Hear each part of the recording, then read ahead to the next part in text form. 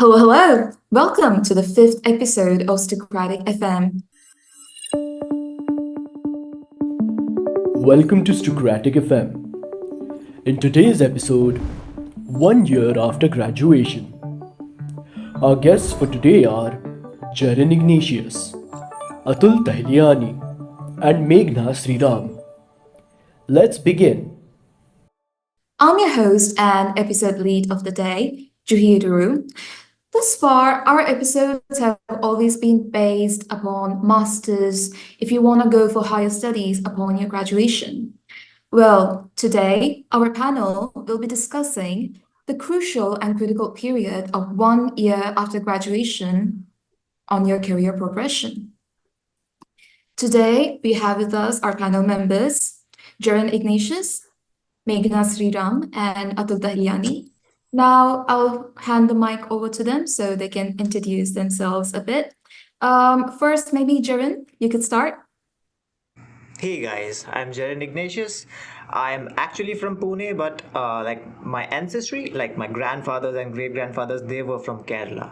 So they shifted to Maharashtra. I was born and brought up in Maharashtra. I call myself a Maharashtrian, but my roots are in Kerala. So yeah, I'm a software developer. I've been working for the last 4 years. And right now, I'm in Japan. I always dreamed of living in Japan, working in Japan, and finally, I was able to achieve it. Other than this, my hobbies are gaming, anime, and like doing some YouTube videos and streams. So yeah, that's it. Perfect. And Meghna, maybe you could take over next. Hey team.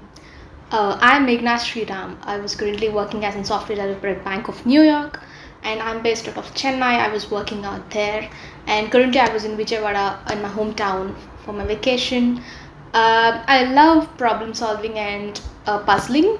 So in my free time, I do experiment all those kind of and science stuffs in my home. That's it. Perfect. And Atul, maybe you could take over next. Guys, my name is Atul Tahiliani. I am from Mumbai. By field of study, I am a mechanical engineer, but my keen interest in all areas of engineering has led me to build a career in the domain of smart manufacturing. And for the past 3 years, I worked at FSM Lab at IIT Delhi, pursuing the same. Currently, I am enrolled in a MBA program at IIM Indore. Okay, perfect. Thank you so much. So this brings us to the first question of the day. We know that Stucratic is a podcast for engineers by engineers. So may I ask you, what inspired you to pursue a degree in engineering? All of you are from different fields, yes? Yeah, so it's kind of funny. The main thing was I did not want to be a doctor. And the other option in Indian household is if you don't want to be a doctor, you be an engineer. So that's how I became an engineer. Like there was no motivation since childhood or something like I want to be this or want to be that. It just happened. I just went along with it and now I am an engineer. Me, on the other hand, I would say engineering was my go-to field of study. Since I was young, I was more of a builder, tinkerer kind of guy. Always curious, opening up stuff. And somewhere I was very curious in that sense. So I've always been drawn to implementation of whatever knowledge or subjects I studied at school through various student projects, and competitions, etc. And engineering being one of the premier applied sciences, I think it was a go-to for me. And Meghna, how about you? Right from my childhood, I was a math girl, so I hate biology. I don't know really. So that way, like we have to take like MPC only because I don't know biology much. So that way, I just took MPC in my +1, +2. So and then like there is only one option in the Indian household, like that is engineering. But that also in engineering there are so many fields, but I have opted only computer science because I love to see change. So computer science is like a typical max. It's a different kind of a max. So and we can actually do something from our own and see the change in the world. For example, the YouTube, the phone pay, the Snapchat, everything like that means developed by computer science engineer. When I was like +1, +2, we don't have this phone pay and everything, right? But when I was like engineering, we do have. So that motivated me to take this computer science or information technologies, and I was landed in this. Perfect, thank you. On that note, all of you are in various stages of your career. Some have started it just like last year, some you've been doing it for a while, others you've stopped it and have gone to your MBA right now. But for your career, can you share some best practices that contributed significantly in shaping your career path to what it is today? It could be something you did during your time as a student that really allowed you to accelerate your career. It could be something you observed after your degree was done, and you would advise other students to also follow the same. So, any best practices like that? For computer science graduates, I just say like for me, which applied is staying curious of what actually happening, why actually we are writing, why actually we are reading this kind of stuff. So how can we actually implement something from core? So staying curious is one thing that actually importance in computer science, because like we have to write, we have to work straight from morning to evening. If you're not curious and if you're not loving your work, you cannot actually put that much of time to do. And if you are a computer science engineer, you have to be excited about when your code runs, or else like you cannot pursue engineering or this computer science. So this excitement or curiousness to learn, and curiousness why this is not coming up, or why we couldn't able to debug this error. So curious about your problem solving is the one thing that really requires in this field. And second thing is like experimenting different kind of things. Like we have to not stuck in this one field. Currently I was working as a full stack developer. I also know ML. I also know what is meant by crypto, how can we develop that blockchain. So everything I do have this idea. So in this field we have to have that curiousness to learn the different technologies. Then only we can sustain, and we can actually crack a satisfied job. To be curious and to experiment. Wonderful points indeed. Atul, maybe you'd like to go next? Building on what Meghna has said, I think it's very true. But in the sense that I chose to dabble in all subjects of engineering beyond even what was, part of my course of mechanical engineering. So I believe that the future job roles are very multidisciplinary in nature. No field of engineering is executed in isolation. So having a working knowledge of mechanical, electrical, computer science, chemical, whatever interests you, you should pursue subjects of other disciplines also, so that you have a working knowledge of them. And I think that is something that will help, make you a well-rounded engineer in that sense. The other thing that I would say, that is something that helped me, which I kind of mentioned earlier also, is link every subject that you are involving yourself with a small implementation. It can be a personal project, it can be a student competition, it can be part of a student team. Somehow try to implement the same, because that's when the knowledge gets converted to a skill and it really sticks. So to be a jack of all arts and to practice your theory into real life applications. Great points indeed. And Jerin, how about you? Yeah, I also agree with Meghna and Atul, but one thing I want to like highlight is having a width in your knowledge is good. Like you know a lot of stuff, you know multiple technologies, different kinds of engineering, like Atul mentioned.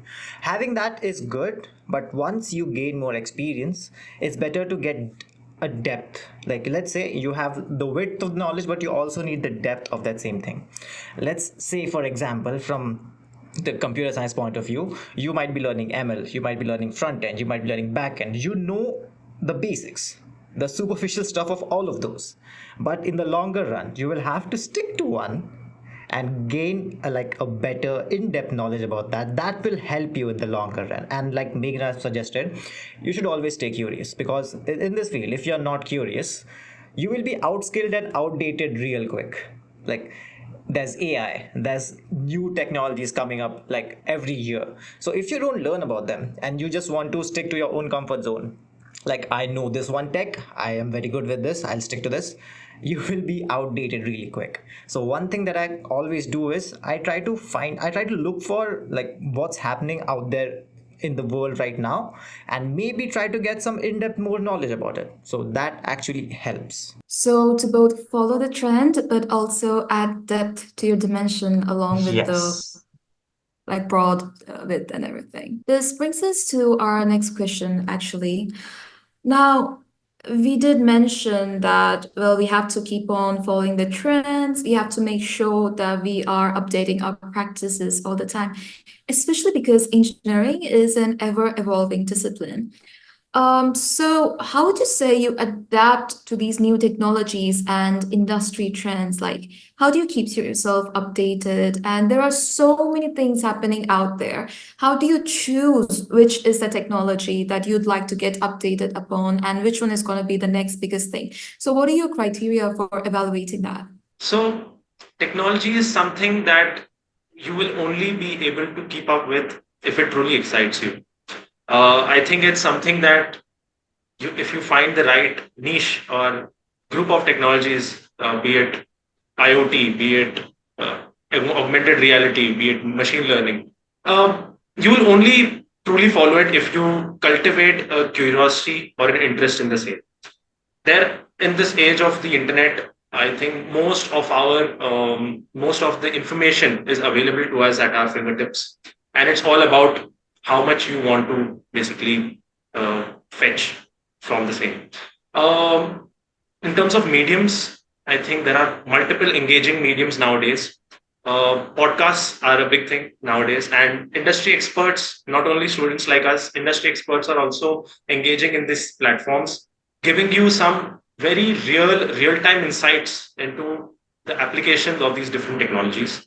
From that standpoint, I mean, could you imagine before that you could hear the CEO of one of the most radical companies, such as Elon Musk, speaking to you, like hearing his words directly? I think knowledge is out there. You have to have the curiosity to seek it out, and then to, like Jerin mentioned, to build the depth in the same. Look for industry. I would say industry journals, and read case studies of various industries, how they are implementing these technologies. So that can basically help you get a little more depth in the same. Yeah, it is quite mind-boggling. Like, internet has really brought everyone so close together. You're just like one click away from hearing from the next biggest top voice or of a leader. And Meghana, what are your opinion on this? Even there are so many kind of new technologies like evolving, so the basement is the whatever the is same problem solving, everything evolves for solving a particular problem. So and there are some basics in computer science when I was not aware about like other fields. So when I take my field, the computer science, so we need to have the basic understanding of how our actually the flow of program goes. So anything like the front end, the back end, any the ML, the if you want to integrate the IoT to our systems, like anything works upon only one thing called as an problem solving. So and if something attracts you, so you can actually learn its basics and then implement. So when implementing some stuff, you can actually gain skill in them. So and second thing that helped me to choose what technologies is the like networking. So I do have so many friends, especially from different backgrounds, from like medical, mechanical fields, and I usually talk to them like whatever this what do you face, what do you a problem you want to solve. So they usually tell me and we can actually implement that through computer science. I was actually sees like can we implement that thing through computer science. So yeah, that works in that way. Like if take a problem, see the possibilities to solve it and see the technologies you can involve in that. So when it comes to like I do have a friend who do masters in like UK. He's like a medico thing. So he says me like he has a problem, we can integrate, we can solve it by using the computer science and IoT. So I took a problem and then started working on that. So the curiosity to what's happening in the world, actually we can pick up a thing and then be upskilled in this field? Building upon what Meghna said, I think it's quite apt that we pick projects, we try and identify gaps and problems to solve. If you identify a technology that you are interested in, say something as ambitious as AI, you need not attempt, a very complicated project right from the start. What I would say is building up to it is one of the ways I learned most of what I know. So just starting with a basic regression model, just starting with a basic OpenCV project, and this is just, I'm talking about a lot of computer science projects. But anyways, what I'm saying is you need not attempt the extremely complicated AI project or NLP project right from the start. Building up to it is something which will help you, lead up to what you want to specialize in. And Jerin? Yeah, just like Atul mentioned, you have everything at your fingertips in this day and age, right? You can read blogs, you can read tech blogs. What I suggest is go to the company's tech blog pages, let's say Netflix or some Google or some other pages. All of these companies have a tech blog. In this, they actually kind of not exactly reveal all of their like workings, but they reveal the tech stack that they use. Okay, we use AWS, we use like this particular service of AWS, we use some other things. So if you read through all of this, first of all, if you're in college, you might not have any idea of what AWS, Kafka and all of that is, first of all. So when you read these tech blogs, you expose yourself to more new technologies that are actually being used out there in the real world. So once you get a gist of that, then you can, like, curiosity is something that you need to have. If you have curiosity, if you read a new technology, you will go and try to find more about that technology. So yeah, since in this day and age of internet, you have your, like, everything is at your own disposal, so you can go and read about stuff. And also, like Meghna mentioned, you need to build some projects, and it's not like a crazy project or something. If not a project, if you want to improve, if you want to improve your coding skills, your problem solving skills, there's a whole lot of platforms out there. There's CodeChef, there's HackerRank, there's CodeForces. These are the main three platforms that helped me develop my problem solving ability while I was in college. So once you are at the final year, you're looking for a job. What do they ask you? They ask you some problem solving questions. So if you practice all of these during your college times, finding a job or maybe even finding something that you like doing will become much more easier. So that's what I did, and I think it helped me a lot. Indeed, there's so much information available on our fingertips and so many resources. End of the day, it's really about, taking that time to research, to really speak with people, and also aiming at positions that you'd like to be in future. Don't hesitate to reach out to people. Everyone's been in the same stage at some point in their life, so they'd be really happy to help out. Going from this topic, Atul, we were speaking a couple of days ago, and you mentioned that you specifically chose, despite having opportunities, to stay in India for your higher education as well as for your career. And of the panel here, Jerin and I are overseas, but Meghna and Atul, you are based in India right now. So, what I really wanted to speak about here is a very sensitive one, especially for Indians, the topic of brain drain. Right. So, what are your thoughts on this? And I'd also extend this question a bit by asking about your thoughts on the post-pandemic job market, both India and overseas. So, what are your thoughts and evaluations of this? Would you, at some point, even if you go overseas, want to come back to India? Do you think it's a good thing? Do you think it's a bad thing?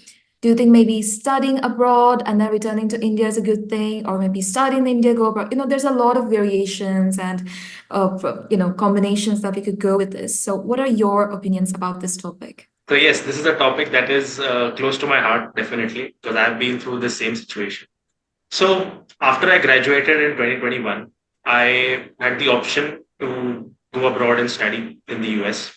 And at the same time, I had basically this opportunity to work at a lab at IIT Delhi. So it was a choice. I was at a crossroads, which would very starkly define the next decade of where I would be. So yes, coming to the point of studying abroad, it is definitely a wonderful opportunity. It offers you a structured way to upskill yourself, to gain access to a society and a lifestyle that is more developed than ours at this point. At the same time, I believe that India is one of the most exciting economies in the world right now. All major developed countries recognize that free trade agreements, etc., foreign direct investment is at an all-time high, and none of this can basically come about without huge technological innovation and implementation within the country. For this, we need our engineers. So I believe that I would like to be part of this story. I would like to contribute. And at the same time, I believe that the job market, one typically looks at the top, I would say, IT recruiters or the mass recruiters and say they are cutting jobs by this much or something like that. At the same time, no one is really paying attention to the disruptive startup space in India. There are a huge number of startups, and those are the ones that are really doing the R&D when it comes to engineering. The larger companies will probably give you a role that is very small piece of the large product that you are building. So at 21 years of age, I would say rather than chasing a large CTC or a large brand name, try to look for opportunities and experiences um, that put you into a very, I would say, meaty role that allow you to explore different technologies, that allow you to implement something at a larger scale than you would as compared to an entry level job at a large company. This is I would say, path that I have followed, and I would like to also give the disclaimer that I was lucky enough to be that my family is financially stable to allow me this, safety net that you go, you do what you want, you basically explore and find what you love to do. Yes, not everybody is fortunate.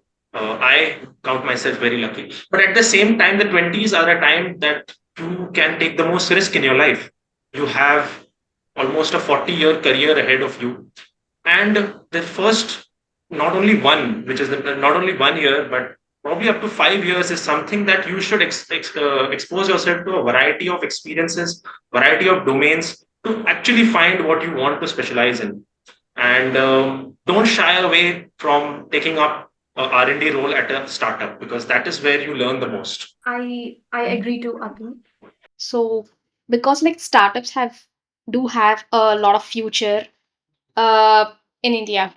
So but like most of the engineers want to work in the MNCs only because like startup has do a lot of work in it. So I feel like that's not good because like at the starting of the career, my manager always says like these 3 years is like a golden period.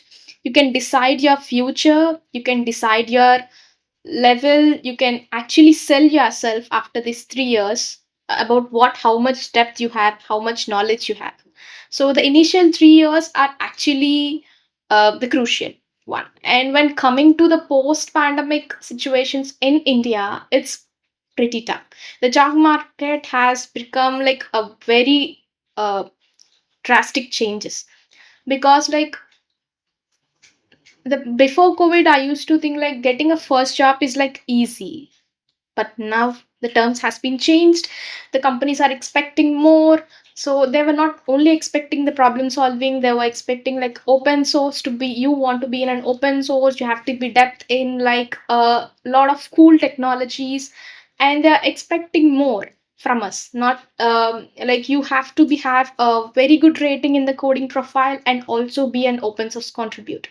So before COVID, like pre-COVID, they only expect one thing: if you are a good problem solver, okay, they can get you hired, or if you are a good open source contributor, they can get you hired. But the terms has been changed, the interview pattern has been changed, the questions they ask, the way they expect from the candidate has been changed. So and then whatever the online assessments are becoming harder and harder, so we have to be prepared for everything.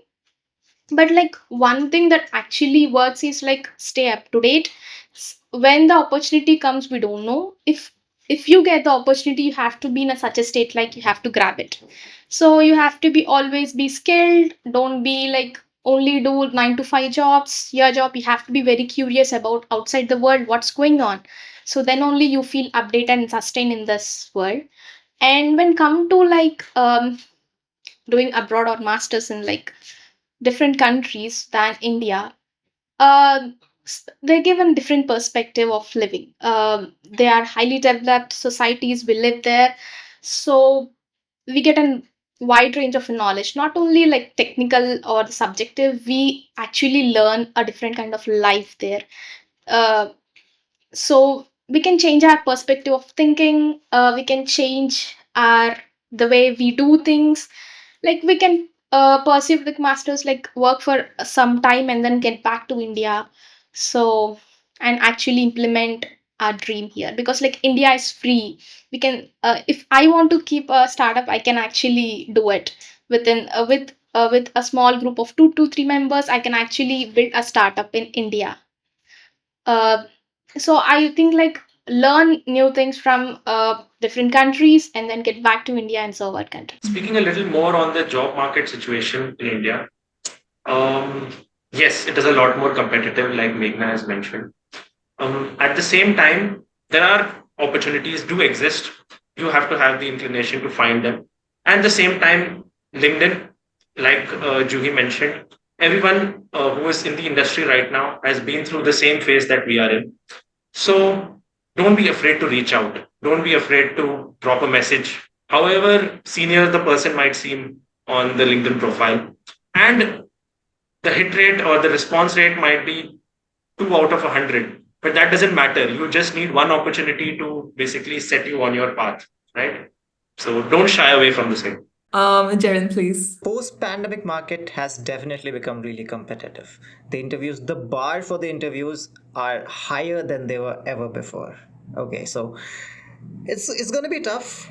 I was in the post-pandemic COVID job market, so I had applied to a lot of companies. I had faced a lot of rejections. So one thing I would say is just do not give up. There will be a lot of rejections in your life.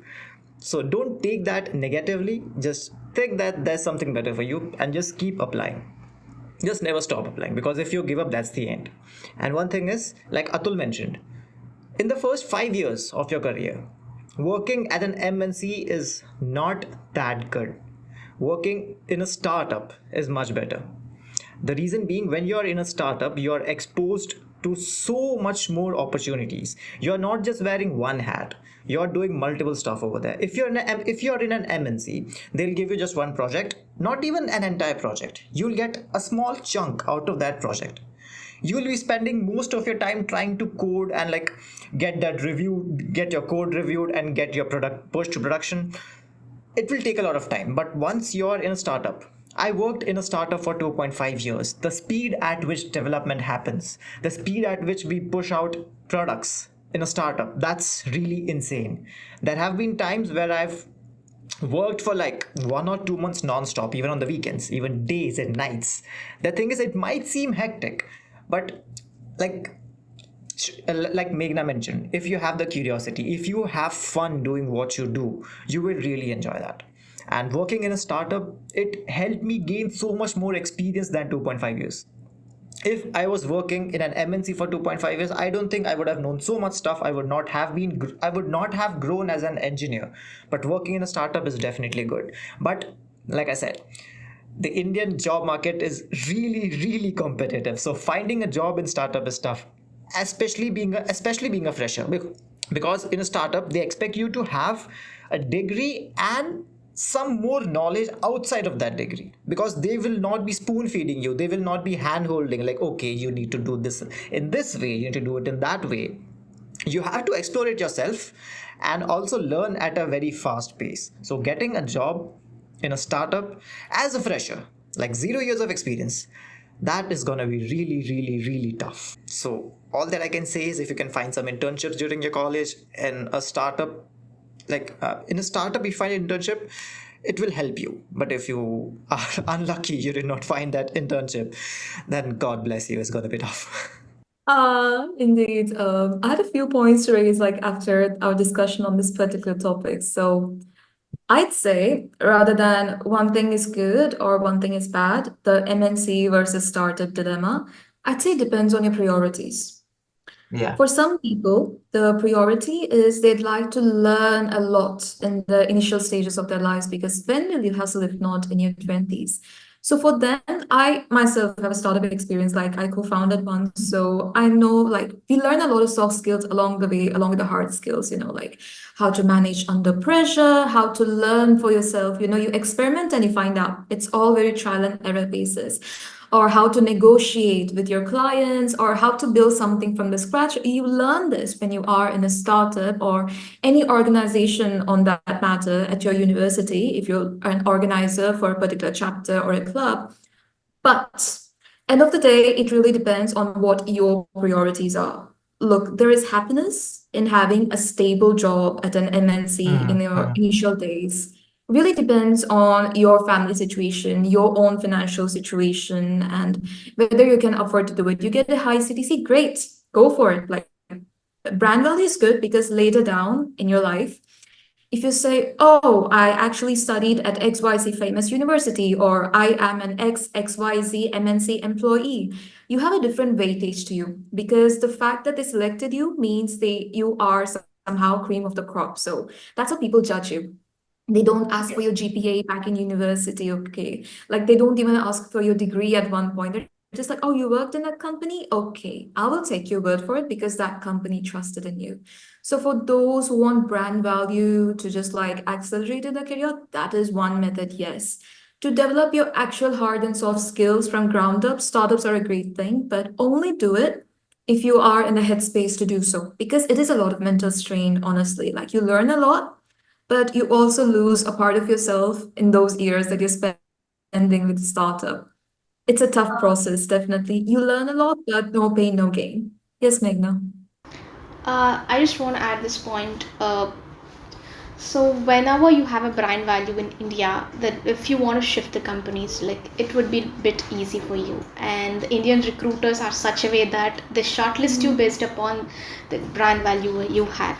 So you have like a good developer, or else you have a very in-depth knowledge. You can solve anything, but still you struggle to get an interview opportunity if you don't have a brand value.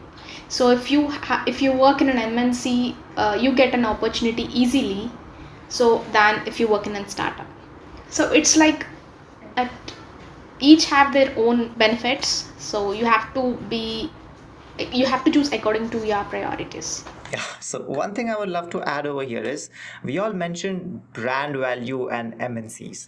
So, in my mind, when we talk about brand value and MNCs, the list of companies that comes in my mind is Google, Amazon, Netflix, all of those, right?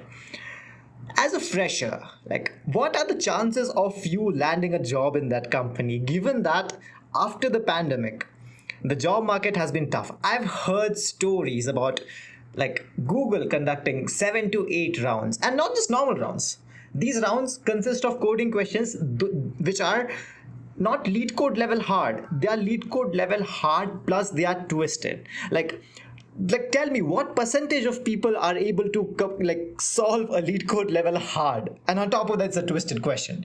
So if we say that like getting a job in MNC will help you for brand value as a fresher, it's going to be tougher landing a job in that MNC that gives you brand value than a startup. So, so it kind of feels very contradictory when we say that startup is also tough, MNC is also tough. What are the freshers supposed to do then?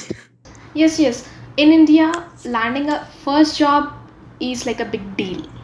So it either in a startup or an MNC, like landing a first job is a big deal. So after that, like you can serve anyway. Like you have 1 year of experience, you can just show it in the resume. Like at least you will get an interview opportunities. But with zero experience, like getting an interview opportunity is like so tough. So especially in India, I don't know what happens in Japan.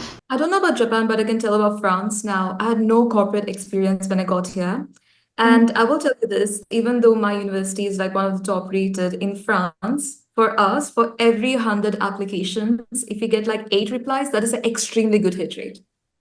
So at one point in March, I started this folder in my Gmail called rejections. And my goal was to get 50 rejections in March because I knew if I was like, I need to get at least two offers, that will just keep my self-esteem down. Or I would be like, oh my God, Ari, yet another rejection. So it's like, you know what? Let's change our mindset a bit. It's definitely hard. It takes a lot of time, but end of the day, knock as many doors as you can. I think that's the only way to go about it, really. Exactly, yeah. So for your first job, it's a good thing if you could get one startup or maybe an MNC. But what I would suggest is whatever company is coming to your campus placement, if you get a job in there, just take it. Just don't think about any of the CTC or any of anything. Just take it. Get that 1 year of experience. If you have that 1 year of experience, then switching job after that is going to be, it's not going to be easy, but it will be much easier than with 0 years of experience. So that's what I would love to say. Which brings us to our next question, actually. Like, I want to know about you guys because all of you have had work experiences before. Did you get your job by your college through applying outside of your college? And if you applied outside, how did you get your job actually? Like, how do you go to Japan, bro? Like, of all Okay. places, you're like, okay, you woke up one day, you're like, yeah, I'm gonna go to the other side of the world. Everyone is going to US. I'm gonna take the Pacific. How? The thing is, I had a lot of interest about Japan, Japanese culture and stuff. I did not come to Japan for work. I did not come because Japan had a lot of opportunities. Nah, I just wanted to enjoy my time over here in Japan. That was the main reason. Like I told, while I was in college, I used to watch a lot of anime. I used to play a lot of games. So watching anime, it made me like cultivate an interest in Japan. I started searching about Japan.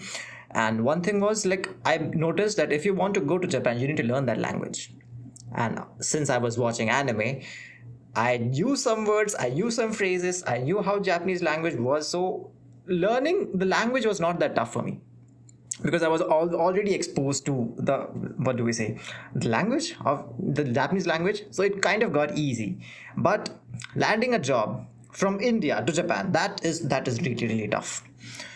I first got a job in TCS, Tata Consultancy Services. Like I said, if you're a fresher, whatever opportunities are thrown your way, just grab it. So I took the TCS opportunity. I worked there for like 1.5 years. And luckily, the clients for whom I used to work, they were Japanese. So it kind of polished my Japanese skill even further. Then after TCS, I was like, nah, man, I don't like this work. I want to code. It was not actually a coding kind of job in TCS. It was just a tech support kind of job. So I was not enjoying that. I said, no, this is not why I learned coding for 3 years in college. So then like I said, I had 1 year of experience. So I started applying. I applied like crazy. It was in my routine. I wake up and like for 1 hour or something, I used to sit on LinkedIn. And during that 1 hour, I just applied continuously. And then finally, I landed my job in a startup called Jupiter. Jupiter is not a startup now, it's like a mid sized company, I would say. Jupiter Money, like, I think the audience might know it. I worked there for 2.5 years. And during those 2.5 years, I actually started learning more Japanese. So that's in Jupiter. While working, I kept up with my Japanese language studies. And once I reached to a point where I could speak Japanese fluently, I said that's the time where I should start applying for companies. I applied for like 2 years. I gave so many interviews. I don't know why that's the thing with Japanese companies. The interviews take so long. The process is like 3 months. And at the end of 3 months, I got rejected 2 or 3 times. But after that, finally, I got an opportunity. I took that. I said bye bye to Jupiter. Jupiter was like, it was a really good company. It helped me grow a lot as an engineer, but I had to pursue my dreams, the dreams that I had been seeing since I was like in the college. So I took that opportunity. I came to Japan, and yes, it's been 3 months. The journey was not easy, but yes, like I said, never give up. There were times where I had almost given up, but nah, the anime, the weeb in me said, no, this is not where you give up. You need to continue. You need to push through, and that's how I got to Japan. That is a lot of up and downs in just like 4 years after Yeah. graduation.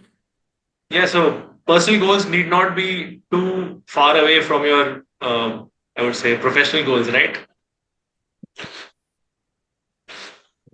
Great. Mhm. How about Meghna and Atul? What were your career progressions like? Like, where did you start off when you first started your career, and where did you jump from? Uh, for me, like I started applying to jobs when I was from third year for internship. So I applied for lot of companies. I haven't got reply from one single company also for an internship. So and then like I was so disheartened. Like I'm good in coding. I was actually clearing the online assessments. I was not getting the opportunity for interview. Since like at that time, that is a COVID time, right? So they do give more priority to the college. So I'm from like a tier 3, right? So like basically they were getting from like IITs, NITs, they're preferring the candidates from them. So like I started applying from the fourth years, I started applying from full times. So I haven't got one reply also. Like I was placed in Virtusa for on campus one. So I was like, okay, I'm placed. So I was took some time gap like for a 1 month, and I was seeing like my heart says like no, you have to not settle, you have to start applying also. So and I started applying, and I got opportunities from various companies, Airbus, this Bank of New York. So I just applied through, I took online assessments. The one thing that helped me is hackathons. So I participate in like numerous hackathons. So this Bank of New York is also like an hackathon. So they do conduct all over India. So we have to attempt it, and then if you clear, and then there is another online assessment, and then like post 4 interviews. That's it. Like, and then you will get a job. So hackathon actually helps me to get the opportunity from Accenture, Airbus, Bank of New York, and like Virtusa also.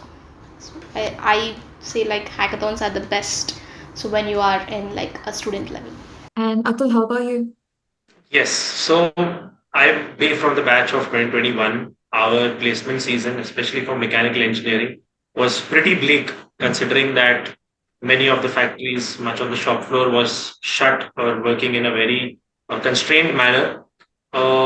Given the same, I did get placed through my placement drive at college at a company that was offering me a very remote location, although a decent, I would say, job role of R&D. At the same time, during the pandemic, or I would say the final semester, I enrolled in a lecture series by Professor Sunil Jha of IIT Delhi, where he was conducting webinars on the various technologies under Industry 4.0 implementation with respect to smart manufacturing. So a lot of, I would say, IoT, robotics, implementation in manufacturing. So this is something that really piqued my interest, and it was a learning series that was jointly, I would say, organized by IUCWE and Foundation for Smart Manufacturing (FSM). And post this, I was really interested, so I reached out to Professor Jha and said that, sir, I want to implement some of this. I want to do some project with you because I have done a lot of student level projects. I want to be involved in what you are doing. So he and IUCW made it possible that I get an internship, 6 month internship with them post my I would say degree, and I deferred my joining with the company. And 6 months at FSM Lab was enough to hook me on, and I dabbled in a variety of projects from handling large industrial robotic arms to building augmented reality apps. And not only the R&D part, but it was a lot of customer facing also. We interacted with a lot of business owners, manufacturing business owners around Delhi. And yeah, then I got employed full time there at FSM Lab. Professor Jha has been my mentor ever since. In my case, my career, I would say there are two aspects to it when you're applying to a job. One would be the hardcore method, like it's very straightforward. You go to LinkedIn, Naukri, Monster, the company websites, or your college placements, and you hard apply without knowing who's going to interview you, right? But there's another aspect that's going to happen like much after you get your first job, maybe your second, third, or fourth job onwards. Or for me, in my case, even my first job, it comes to networking actually. These could be people that you worked with, people who are your clients, people who are your vendors, like your company's vendors, whoever they may be. While you can apply it normally, you might also have opportunities extended towards you, or you can even like form your own opportunities by really forming meaningful connections with people that you're working with, or some sessions where it's just for networking. Like in my case, I am doing like several like women at Dior, yada yada yada, where I end up speaking with other women who are like in my stage of life. So maybe like 3, 4 years down the line, since I know these people, maybe if they're in a career opportunity that I'd like, I can always reach out to them and maybe they could give me a referral. So in your college, like not just applications in your third and fourth year, if possible, try to network, especially at hackathons, at student summits, with professors, with any like career fairs that are going on. Attend them. There's nothing to be lost if you just say hello to someone and form that initial contact with them. Which brings me to my final question of the day, and then we'll go for like any final notes you'd like to give. We spoke about students like developing their skills, they are applying in the third year, in the fourth year, after you graduate as well, you keep on applying to your opportunities. But as someone who's just gotten into engineering, let's say a first year, second year student, for them, they usually don't really focus much on placements or which company to get into until everyone around them starts going into it. So, to get a head start into the whole like career progression situation, what advice would you give to engineering students at various stages of their degree? And is there any advice you'd give your past self, something that you learned right now, but wish you had implemented much earlier? Think like let me talk from a computer science point of view. So in the first year you have a lot of subjects. You don't just have computer engineering. So I would say just enjoy your first year, just study, just learn about stuff. But once you get into second year, get your basics right. That's one thing that I did not do in my second year. I wasted a lot of time in second year, so it kind of impacted me in third year. I had to spend a lot of time in third year trying to understand the basics and all of the stuff. In the second year, get your basics right. And from third year, like Meghna mentioned, start looking for internships. It could be the second semester of third year, it could be the first semester. It depends on your college, it depends on the time you have. But from the third year, start looking for internships, so that by the time in final year, when you have opportunities to actually go out and get a real life job, you have something on your resume to show that you have done this, you have actual corporate world experience. That will help you a lot. And like I said, in the second year, get your basics right. In computer engineering, the basics are everything. So yeah. I add to the point. So in the first year, you have to enjoy because that is the only time we'll get. So the plus one, plus two, we study very hard for the colleges, right? And the first year we can enjoy, and we do have max. Everything we studied in the plus one, plus two only. So take out some time, explore. At the first year, you have to explore ourselves, like what technology interests me a lot, like whether I want to do like full stack. There's so many things right in the computer science. If I want to do like ML, I want to do one like blockchain. Like you can explore something like, and then second year, get your basics right, start coding. So and then like you have to continuously participate, like see at least like you participate in hackathons, just see the problem statement, whether you could able to build that or not. That's the second point, like whether you can understand that problem statement. That's the thing, that's a big deal for second years. So participating in hackathons from the second year, like it gives a cool internship opportunities. Like when I was in the second year, I actually don't know what LinkedIn means. So when I was in third year, I started using the LinkedIn. So I suggest like from second year onwards, get your basics right and start applying to some hackathons. So register yourself, just read the problem statement, that's it. Like if you can implement it that or not, if you can submit the solution or not, that's a story. But like actually understanding the problem statement is the big deal for a second year student. And then like when you're third year, like apply for internships. Like the one mistake I did is I haven't applied to startups.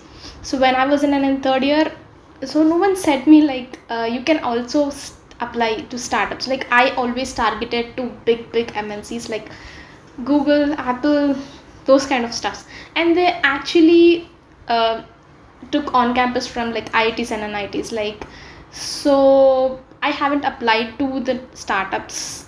I haven't applied like one application also. Like I feel regret about that thing. So when you are in third year, like just apply to startups also. So it gives like a wide range of knowledge to you in the software domain. The corporate domain is the corporate life is different than the student life. You have to experience before coming to the full time. So internship is the best thing you can do it. So and then from fourth years you get on campus comes, you apply to the jobs. That's it. Atul? Right. So all the suggestions are basically pointing towards getting that X factor on your resume, right? That you need not just be a straight A student and you get a job. So recruiters are definitely looking for the X factor. Adding to all these points, I would say that it might seem that you have to do a lot of work by yourself through self motivation, or I would say self initiative, chasing all of this. One more thing that you can basically look at is being part of student teams at college, at university. Student teams are a wonderful way for you to not only hone your multidisciplinary knowledge, because you see the execution of something which involves students from various disciplines. You will have an electronics engineer also, mechanical also, a computer science guy, and they all together come to create maybe a sports car to race or a robotics competition. So it's a very well-rounded experience. At the same time, you make some wonderful friendships, spending days and nights building towards a competition, and winning feels even better. So although not everyone can be part of the official student teams, do participate in open competitions. There are many competitions hosted by larger, I would say, colleges, IIT Bombay, IIT Delhi. They host a variety of competitions open to all engineering students. Form teams, participate. You will learn a lot from peer-to-peer learning also. You need not learn everything firsthand yourself. So peer-to-peer learning is something that you should focus on also. So yeah, that's my answer. And any closing remarks you'd like to give before we end this episode? Perhaps a concluding statement to all you've said thus far? Just like don't stress too much about it. Life, things will happen eventually. Just don't give up. Never give up. You'll be fine.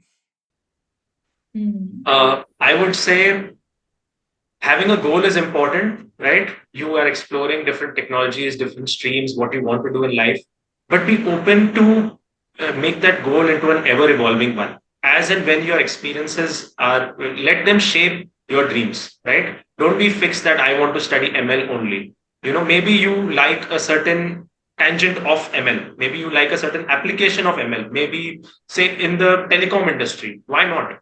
So allow your goal to be an ever evolving one. Be a continuous learner, and small steps every day, persevere through it. You will find yourself that you are, in a place where you dreamt of a couple of years ago, and the realization will hit you suddenly.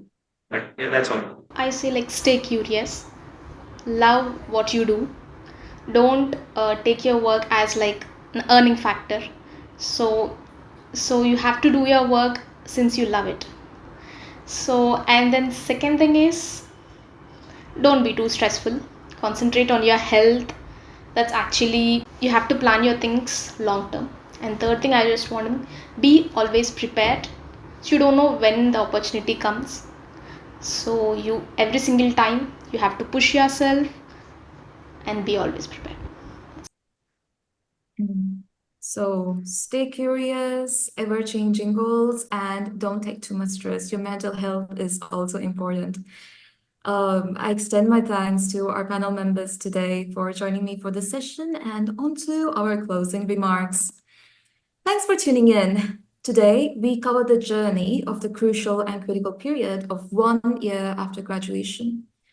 To the listeners and watchers, we know that you might have a lot of questions. Maybe we touched on something that you're curious about, or maybe there's something we missed. Whether it's a question for today's guest or anything for our Stucratic team, feel free to reach us out on our social media pages. This episode is available wherever you get your podcasts from: Spotify, Apple Music, YouTube Music, and if you are watching, you can also find it right here on YouTube. This platform is all about you. the watchers and the listeners. So don't forget to interact, follow, subscribe, share, and tag us on our social media. We are on Instagram, LinkedIn, and we are trying to be wherever you are. Send us your questions, topics you'd like us to cover, or just drop in to say hi. Finally, know that this is a safe space for everyone who has, is, or will study engineering. And as always, Stucratic FM, tune in when life tunes you up. Thank you.